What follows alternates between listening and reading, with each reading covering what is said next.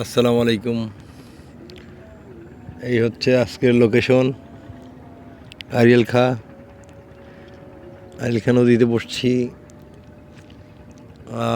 সকালে এসে ঘুরছি অনেকক্ষণ, কিছুই দেখি নাই। দেন এখন কিছুক্ষণ আগে একটু চার করলাম,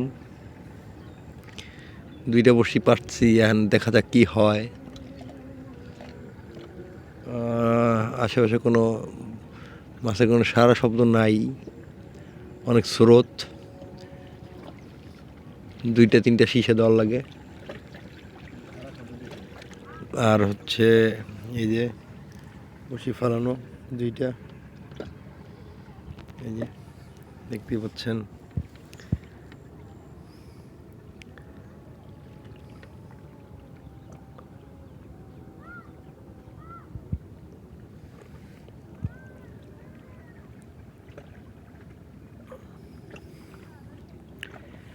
দেখা যাক কি হয়। ফলাফল অবশ্যই জানতে পারবেন ইনশাল্লাহ। দেখি কি হয়।